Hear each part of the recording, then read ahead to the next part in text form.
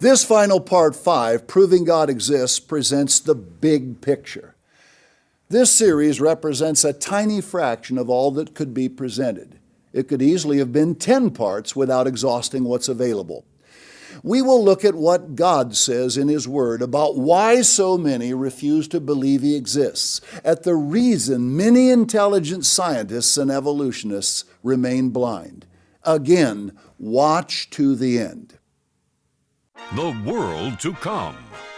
The Restored Church of God presents David C. Pack, author of 80 books and booklets, editor-in-chief of the Real Truth magazine, read by countless and growing numbers in every nation and territory of the world.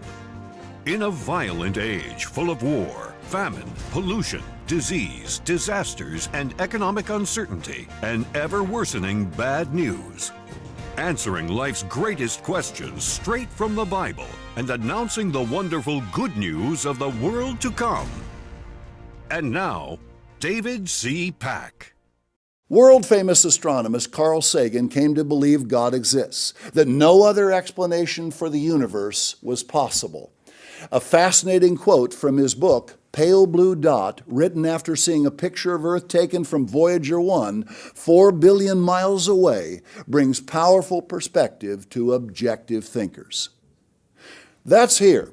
That's home. That's us. On it, everyone you love, you know, you ever heard of, every human being who ever was, lived out their lives. The aggregate of our joy and suffering, thousands of religions, ideologies, and economic doctrines, every hero and coward, creator and destroyer of civilization, king and peasant, every young couple in love, mother and father, hopeful child, inventor and explorer, every teacher of morals, corrupt politician, superstar, supreme leader, every saint and sinner in the history of our species lived there on a mote of dust suspended in a sunbeam.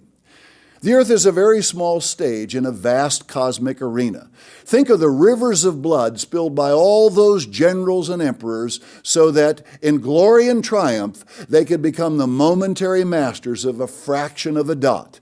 Think of the endless cruelties visited by the inhabitants of one corner of this pixel on the scarcely distinguishable inhabitants of some other corner.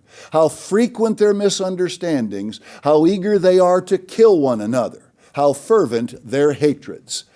Our planet is a lonely speck in the great enveloping cosmic dark. In our obscurity, in all this vastness, there is no hint that help will come from elsewhere to save us from ourselves. Yet the greatest help any could imagine is coming and is just over the horizon. Finally, it has been said that astronomy is a humbling and character-building experience. There is perhaps no better demonstration of the folly of human conceits than this distant image of our tiny world. To me, it underscores our responsibility to deal more kindly with one another and to preserve and cherish the pale blue dot, the only home we've ever known. Humbled by facts and reality, Carl Sagan knew God existed. All should ponder his words.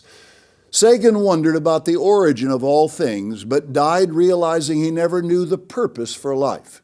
You can, and we will touch on it at the end. Many discuss proofs of God's existence, but none address why intelligent people do not and will not believe He does, no matter what. Evolutionists and atheists are deeply vested in their only alternative to accepting, believing in, and obeying God. Why? God describes those who refuse to accept the mountain of evidence proving His existence. He is strong and blunt.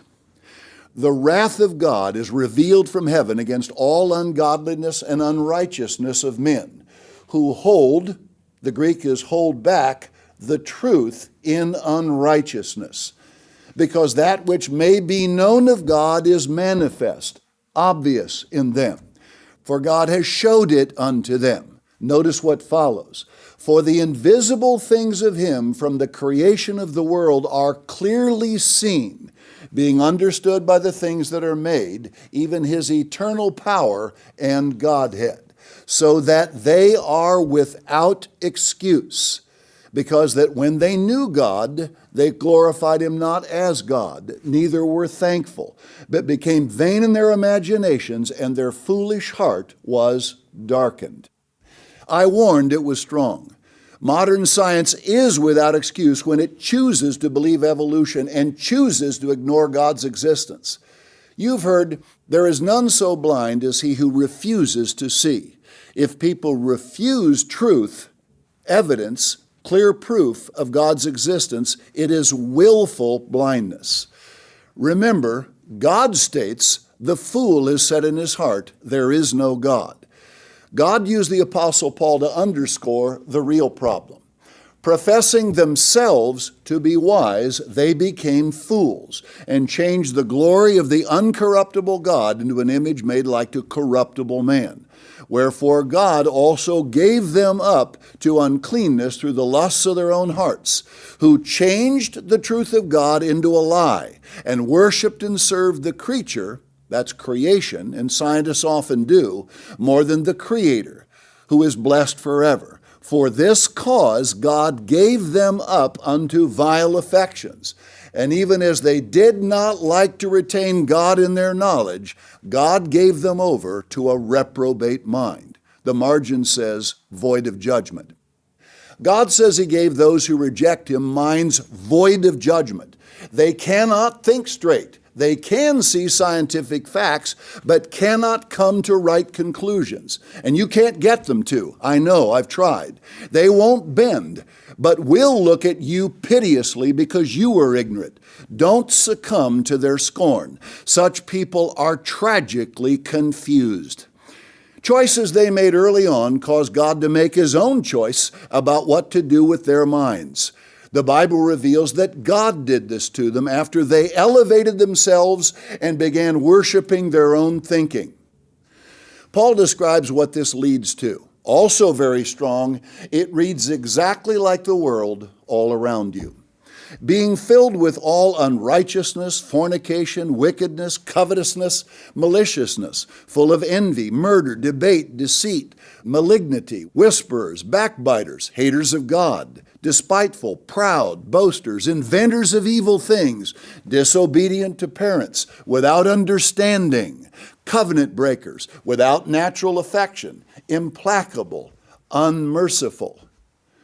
The Bible teaches the carnal or natural mind is enmity, meaning hostile, against God. For it is not subject to the law of God, neither indeed can be.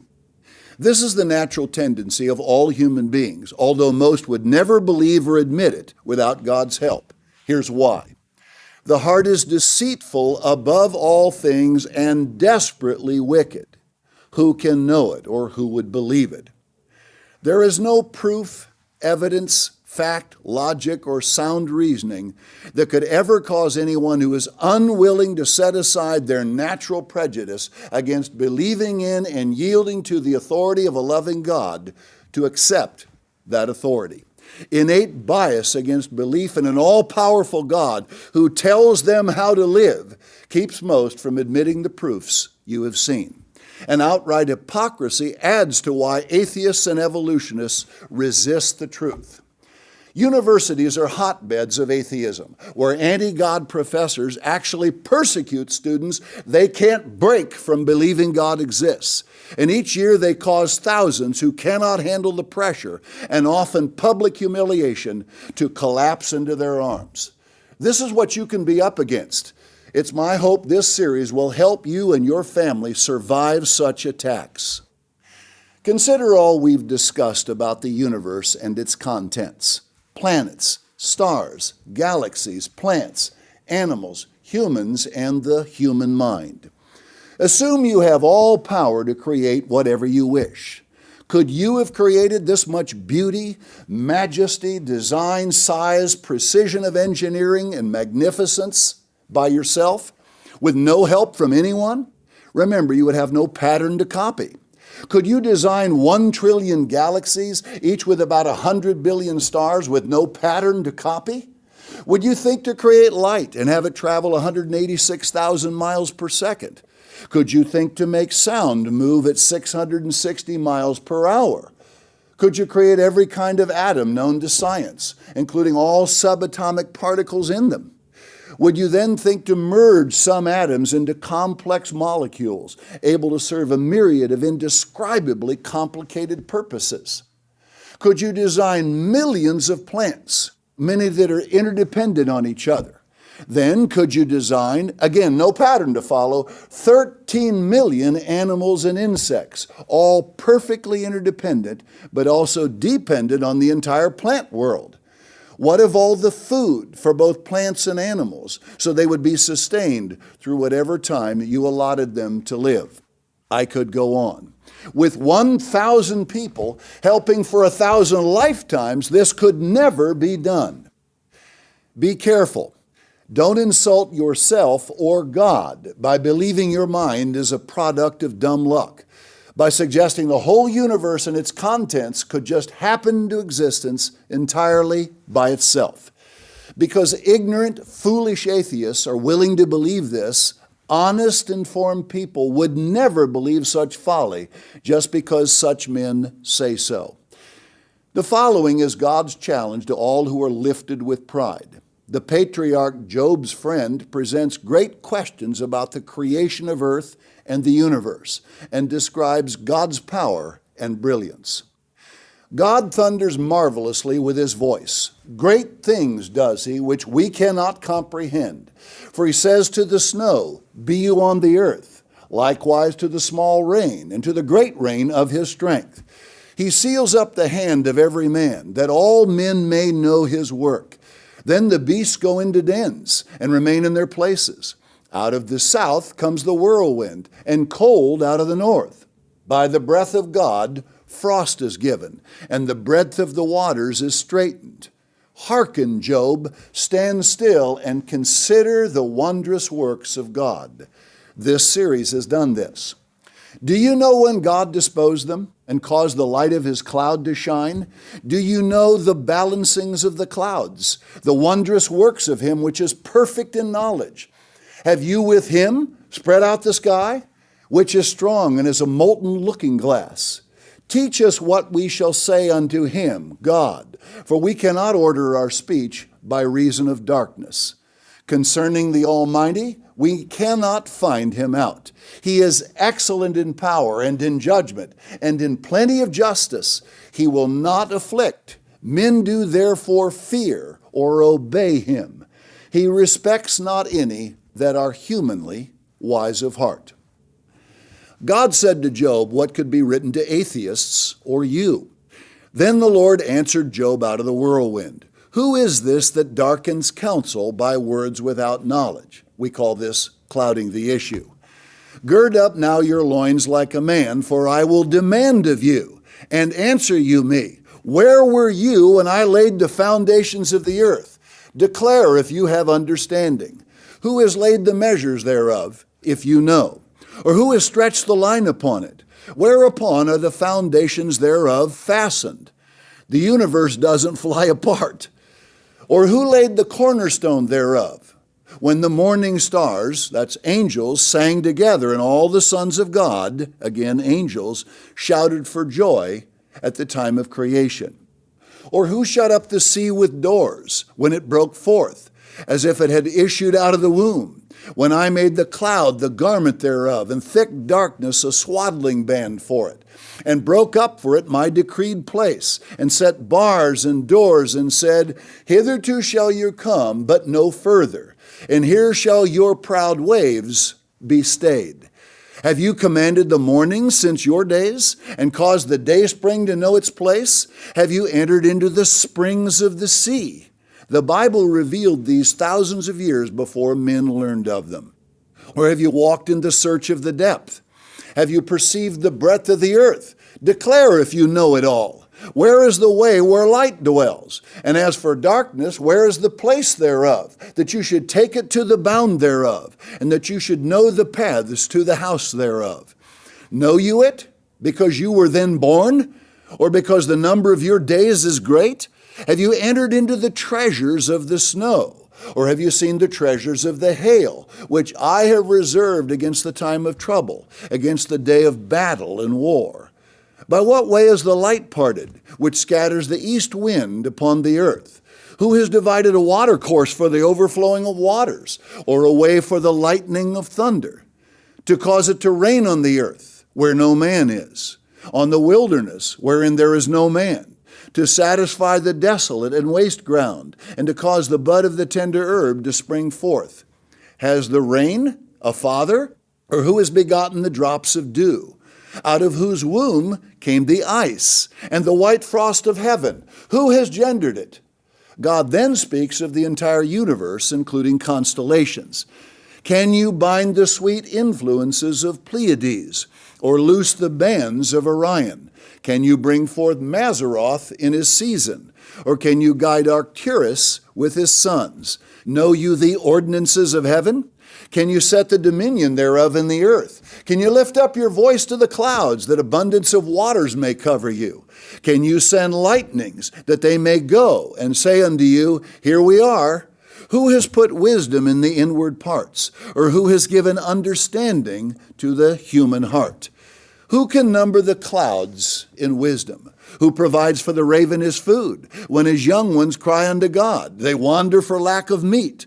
Does the hawk fly by your wisdom and stretch her wings toward the south? Does the eagle mount up at your command and make her nest on high? She dwells and abides on the rock, upon the crag of the rock and the strong place. From thence she seeks the prey. How interesting that Job concludes his book with, I have heard of you by the hearing of the ear, but now my eye sees you. Job thought he saw God, but learned the painful lesson that he fell far short of this. This long passage shows the vastness and majesty of God's creative genius. Again, be careful suggesting his marvelous universe and its contents could just happen into existence by itself. Some who have accepted evolution have not turned to outright atheism, but influenced by evolutionary thinking, modern theologians, religionists, and ministers have not honestly explored the subject of God in light of the plain facts from history and Scripture. These have professed Christianity, meaning they want to appear to be followers of the God of creation, but these men have not been willing to face the facts about their God. They have not been willing to come to full understanding of the true God, the living God. Then, in succession, millions of their parishioners, also unwilling to explore the facts for themselves, follow these deceived men. They remain duped by dishonest, seductive arguments designed by the God of this world. In their vanity, recall Romans 1:22, they foolishly reject vital knowledge. The result? So many have unnecessarily become darkened, blinded to plain understanding of God. Ask, why is there such widespread confusion and division, such disagreement about God? Why is the subject of God not clear, plain to the common man? The Bible declares God is not the author of confusion. God never wants his servants confused. Why then have so many been willing to accept without question this confusion about God? So many say, God just doesn't seem real to me, but they seem willing to let him remain this way. Not only do the masses stand in ignorance of life's most important knowledge, including the identity of the true God and correct understanding of the many truths he teaches, most do not appear to care. Billions seem not to want to know, to want to solve the mysteries of God and his word. Strangely, they seem willing to read a mystery book, knowing in advance the mystery will not be solved. The single most important knowledge in the universe would be that of the true God. What could be more important than which God one worships? Billions have asked, who and what is God? This central question has confounded man for millennia. He has still not found the answer. With the explosion of new and different brands of Christianity, confusion about God is not lessened in the modern age, and the so-called great religions of the world have only made it worse. Yet, Correctly identifying the true God is the biggest issue towering over everything in life. It is at the core of all that is truth. For those who believe God authored the Bible, Christians, the question comes into sharper focus. Who and what is the God of the Bible? Consider this question. Which would be better? Having correct understanding of every doctrine in the Bible, but having neither true knowledge of nor contact with the God who inspired it? Or having no knowledge of Bible truth except the nature and identity of the true God and contact with Him? Consider further. The Bible is filled with scores of truths: the gospel, salvation, baptism, the law, the role of Christ, God's master plan, the purpose of the family, scores of prophetic truths, and many more. Think, if one knew and were worshiping the true God, he would automatically be led into all the right knowledge offered by that God, revealed only to those who have a relationship with Him. The true God would not leave one in ignorance about how He was to be worshiped. Knowledge of all truths in His Word flows from contact with the right God. Possessing all knowledge would be utterly useless if one were worshiping the wrong God. God must reveal Himself to any who come to know Him. He must distinguish Himself from all other supposed deities. Set aside all personal bias and see if God is revealing Himself to you. Let's ask, what is the ultimate difference between the God of the Bible and every other God? How does He differentiate Himself from all others? Throughout Scripture, God describes Himself as the living God, the eternal, I am that I am, the name in Exodus He told Moses to use before Pharaoh. This God separates Himself from all others by saying He is alive, living, meaning all other gods are non-existent or, in a sense, dead. Put another way, the true God states, I am, meaning other gods are not, period. Ask yourself, having now proven God exists, are you worshiping the true God, the God who is alive, or something non-existent and dead, a God who is not? This question towers over all others before you. Think of what's at stake in whether there is a God. If so, would He have a purpose for mankind? Human beings would be left to research and prove what it is. They could no longer hide behind atheism or agnosticism. They would be without excuse if they chose not to pursue why they were born. At some point, most people wonder why they are here. What's the purpose of human life? Yet, like Carl Sagan, they live and die never knowing the truth, or even that they could have known. A deceived world has been kept from knowing the vital missing dimension to resolving all mankind's problems. Scientists, theologians, educators, and philosophers have remained ignorant of the truth of why man exists. And yet this awesome truth, this amazing knowledge has always been available, but most have not known where to look. This is revealed knowledge, unattainable to all whom God has not called to learn His truth. Realize that disproving evolution automatically proves God's existence. In light of intolerance disguised as political correctness, let's ask, how soon before bringing the facts, the truth of God's existence or His creation, which necessarily debunks evolution and atheism, is called politically incorrect and intolerant hate speech, all while scorners who outright attack God's existence and thus God Himself, as well as His creation account and creationists, are deemed open-minded and enlightened. But despite persecution, we never fear, nor should you, scoffers who don't fear God and reject all proofs that He exists. We do fear for them. God will soon prove to all mankind that He exists by supernaturally intervening in world affairs. He will demonstrate this to the entire world in awesome ways. Before the end time is over, no one on earth will be an atheist. Incredible miracles done by God and the devil's servants will remove all doubt. Ask, What if God revealed in advance what He plans to do?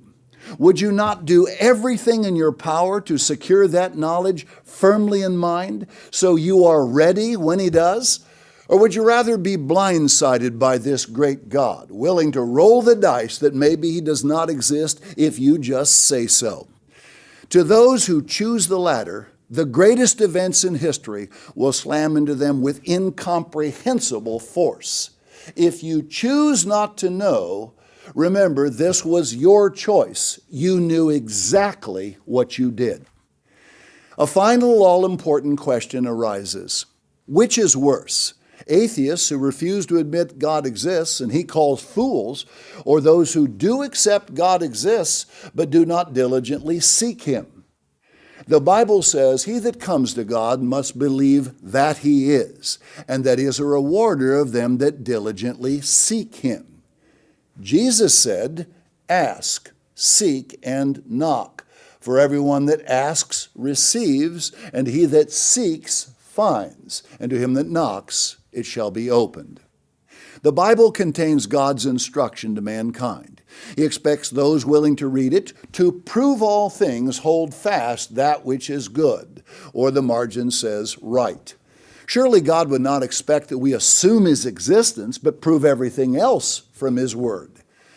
Read our free booklets, Does God Exist? And Bible Authority, Can It Be Proven? Also, our free book, The Awesome Potential of Man, explains God's master plan for you and all mankind. Do not miss the next broadcast answering, Can a Christian Believe Evolution? It will change you.